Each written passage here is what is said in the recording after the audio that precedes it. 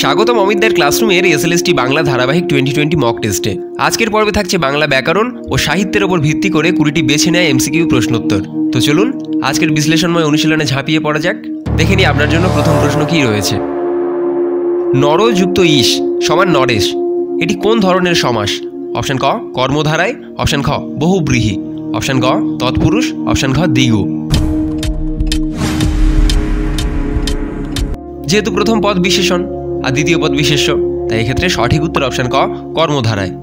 দ্বিতীয় প্রশ্ন, পরাশক্তি শব্দের উপসর্গ ও প্রকৃতি কি?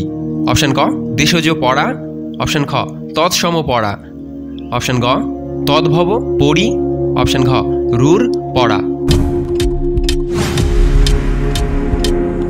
পড়া উপসর্গ সংস্কৃত থেকে আগত, তাই এটা তৎসম শব্দ, তাই এক্ষেত্রে সঠিক উত্তর অপশন খ তৎসম পড়া। তৃতীয় প্রশ্ন, উৎযুক্ত গমন উদ্গমন শব্দের সন্ধি কি প্রকার? অপশন ক বিসর্গ সন্ধি, অপশন খ স্বরসন্ধি, অপশন গ ব্যঞ্জন সন্ধি, অপশন ঘ বিশেষ সন্ধি নেই। উৎযুক্ত গমন, উথের শেষে ব্যঞ্জন গ আছে, তাই এটা ব্যঞ্জন সন্ধি। সঠিক উত্তর অপশন গ ব্যঞ্জন সন্ধি। তারপরের প্রশ্ন, পুনরাবৃত্তি শব্দে কতগুলি উপসর্গ আছে? অপশন ক একটি, অপশন খ দুটি, অপশন গ তিনটি, অপশন ঘ চারটি। একটা পুনর আর একটা আ, দুটি উপসর্গ, তার সাথে বৃত্তি যোগ হয়ে পুনরাবৃত্তি, তাই এক্ষেত্রে সঠিক উত্তর অপশন খ দুটি। পরবর্তী প্রশ্ন, গৃহ শব্দে হ কি? অপশন ক ধাতু, অপশন খ প্রত্যয়, অপশন গ নপথ নিঃশেষ, অপশন ঘ অনুপ্রযুক্ত ধ্বনি। এখানে হ ধ্বনি উচ্চারণগত কারণে যুক্ত হয়েছে, না ধাতু না প্রত্যয়, তাই এক্ষেত্রে সঠিক উত্তর অপশন ঘ অনুপ্রযুক্ত ধ্বনি। পরবর্তী প্রশ্ন, লঘু শব্দের বিপরীতার্থ কোনটি? অপশন ক গুরু, অপশন খ ভয়ানক, অপশন গ বিশাল, অপশন ঘ জটিল। এক্ষেত্রে আমরা কম বেশি সবাই জানি যে এটা সঠিক উত্তর অপশন ক গুরু। পরবর্তী প্রশ্ন, পরমেশ্বর শব্দে পরম কোন পদ? অপশন ক বিশেষ্য, অপশন খ বিশেষণ, অপশন গ ক্রিয়া, অপশন ঘ অব্যয়। পরম যেটা শ্রেষ্ঠ বোঝায়, ঈশ্বরকে বিশেষিত করছে, তাই এক্ষেত্রে সঠিক উত্তর অপশন খ বিশেষণ। পরবর্তী প্রশ্ন, অসামান্য শব্দটি কোন ধরনের? অপশন ক উপসর্গযুক্ত তৎসম, অপশন খ দেশজ, অপশন গ তদ্ভব, অপশন ঘ ক্রিয়াপদ। অসামান্য, অটা উপসর্গ আর সামান্য হলো একটা তৎসম শব্দ, তাই এক্ষেত্রে সঠিক উত্তর অপশন ক উপসর্গযুক্ত তৎসম। পরবর্তী প্রশ্ন, যদি শব্দটি কোন শ্রেণীর অব্যয়? অপশন ক নিপাত, অপশন খ সমুচ্চয়বাচক, অপশন গ অব্যয় ক্রিয়া, অপশন ঘ অন্বয়বাচক। শর্তযুক্ত যুক্তির অন্বয় বোঝালে অন্বয়বাচক অব্যয়, তাই এক্ষেত্রে সঠিক উত্তর অপশন ঘ অন্বয়বাচক।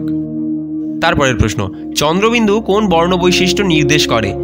অপশন ক স্বরচিহ্ন, অপশন খ ব্যঞ্জন চিহ্ন, অপশন গ অনুনাসিকতা, অপশন ঘ অনুনাসিক স্বরের চিহ্ন হচ্ছে চন্দ্রবিন্দু, এক্ষেত্রে সঠিক উত্তর অপশন গ অনুনাসিকতা। তারপরের প্রশ্ন, জয়ন্ত নামটি কোন ধাতু থেকে উদ্ভূত? অপশন ক জি, অপশন খ জয়, অপশন গ জি যুক্ত অন্ত, অপশন ঘ জি যুক্ত কয়তয়।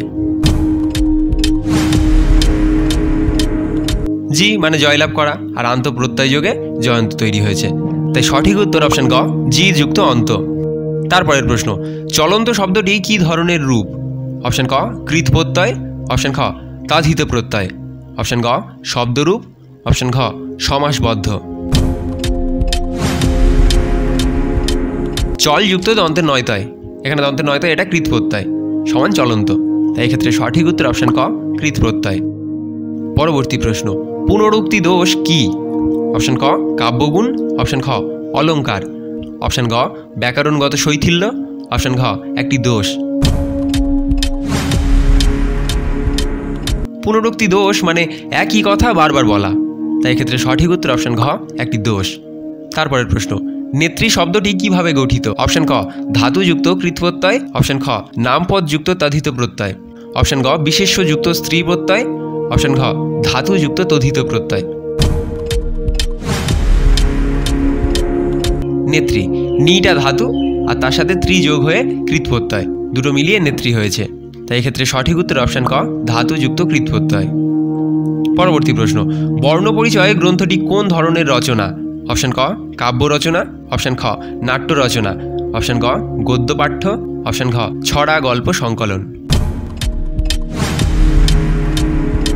এটা আমরা কম বেশি সবাই জানি যে এটাটি গদ্য পাঠ্য, যেটা বিদ্যাসাগরের রচিত শিক্ষণমূলক গদ্য রচনা। পরবর্তী প্রশ্ন, সঞ্চয়িতা কাব্যগ্রন্থে কোন ধারা দেখা যায়? অপশান ক, শুধুই দেশাত্মবোধক, অপশান খ, কেবল প্রাকৃতিক কবিতা, অপশান গ, নানা ধারা ও ভাবধারা, অপশান ঘ, হাস্যরস।